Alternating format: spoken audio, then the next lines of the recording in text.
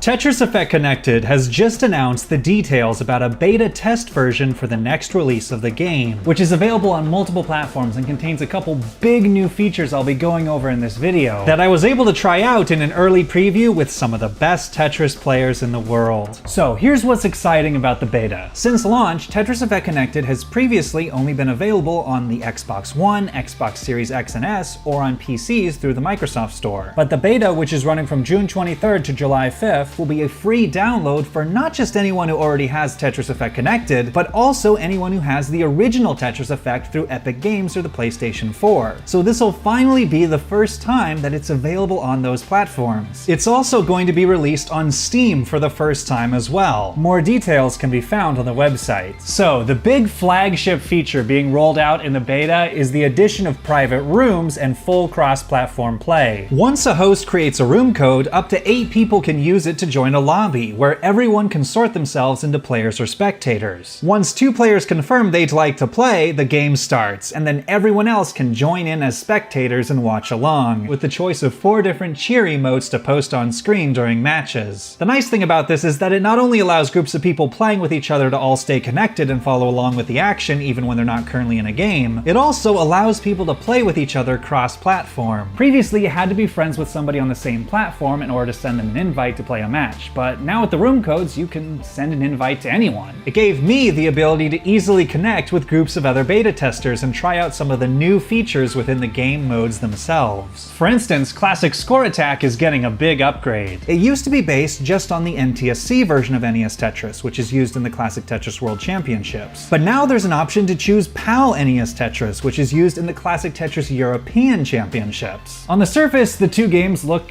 exactly the same, so what's the difference? Well, NTSC and PAL refer to TV color frame rate standards from different parts of the world. NTSC is approximately 60 frames per second, while PAL is approximately 50 frames per second. NES Tetris was originally designed for NTSC, and when it was brought over to PAL, the frame rate difference required changing the speeds of the side-to-side piece movement and the levels, making them a little bit faster. Thus, PAL games require a bit of a different strategy with more aggression and risk because you have fewer lines to score points on before the levels start to get really difficult. The NTSC speed maxes out and becomes almost impossible at level 29, whereas on PAL, a nearly equivalent speed is reached all the way back on level 19. So if you play PAL NES Tetris, or you're an NTSC player that has wanted to try out PAL to see what it's like, there's now another way you can do so. I joined a private room with 7 other prominent players in the PAL Tetris community to test out some PAL matches, and everything for them felt accurate, with matches comfortably able to go all the way to level 19. Then, Mark Myra Marcos did some matches starting on level 19, which is only playable for pretty much the best players in the world. But these guys are some of the best players in the world, and they didn't waste any time showing off what they can do. Textbook play, let's go. Oh, perfect clear! Are you kidding me? GG's. I'll do a Tetris here. Yeah, let's go. Okay. Tetris! Yes! Afterwards, the group also played some games of Secret Grade, where the goal is to create a diagonal row of holes traveling across the board. This is incredibly difficult with Classic Score Attack's random piece RNG. Oh, for this. Oh no! Oh!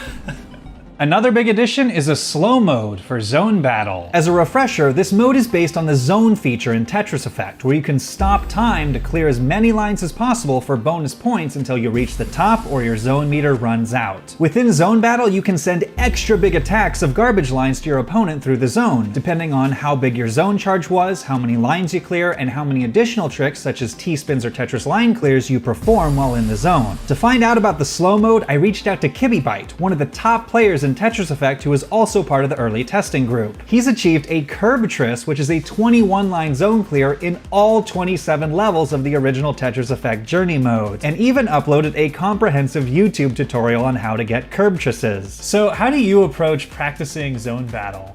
When I want to practice new techniques without finding another player, using the AI is a helpful tool. You have a lot of control over how powerful it is, including its level, which goes from 1 to 10, and handicap settings. Since I'm proficient at Zone Battle, I usually practice against a level 10 AI with a buff of +1. This puts me and the AI on about the same level for close games, like in this clip where my 21-line Curbtris was about the same attack power as the AI's 19-line Perfectris.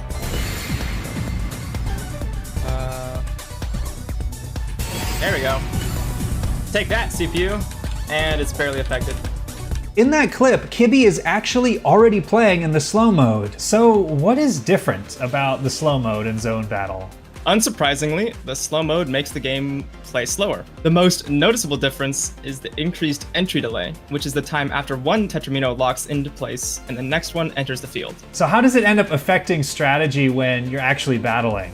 The overall slower game speed makes the game more tactical. You have more time to think even when playing at your top speed, so each individual piece placement carries greater weight, which I think puts an emphasis on efficiency. For example, letting a T Tetramino go to waste instead of using it for a T-spin double feels more impactful. It also causes mistakes to be even more deadly, since you'll have less time to clean up your stack. This is something that surprised me because I would have assumed based off a name like slow mode that it would have made the game easier. But in fact, in certain situations, it can actually make the game harder. When I tried it out, I realized that the delay before I would get the next piece meant that I couldn't just spam pieces to the side as fast as possible when waiting for a specific piece. I had to use what was given to me or else I would run out of time to counterattack. Yeah, I realized you really have to get like a sense of the timing down.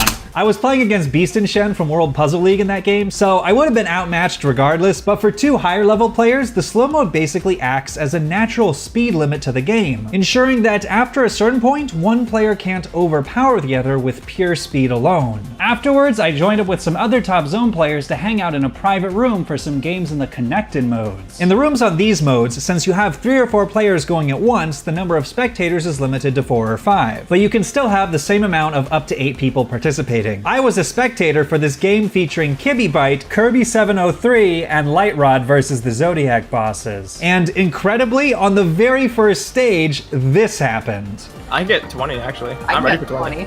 I can get 20. Can we? Can we? Yeah! Nice. That was incredible. So how difficult is it to score an Ultimatris in connected mode, and what makes it difficult? Making a 20-line Ultimatris happen in connected mode is so rare, I've only seen it happen twice. Clearing an Ultimatris in single player is already challenging, but the fact that you need to synchronize with a team of 3 amplifies that difficulty. In single player, the zone ends when you make an invalid placement, but in connected, it's different. After one player makes an invalid placement, the 2 other players get one last Tetramino to place before the zone ends. This means each player has to be ready to place the Tetramino that fills in their part of the 20th row, one after the other. Along with all these changes, there will be additional tweaks and improvements based on the results of the beta. One of the biggest things I'm looking forward to is seeing how streamers are going to be able to utilize private rooms. It's now going to be super easy to instantly play matches with viewers on stream, and even host King of the Hill style events and give commentary as a host on matches between audience members. So thanks for watching, and be sure to check out the beta when it comes out.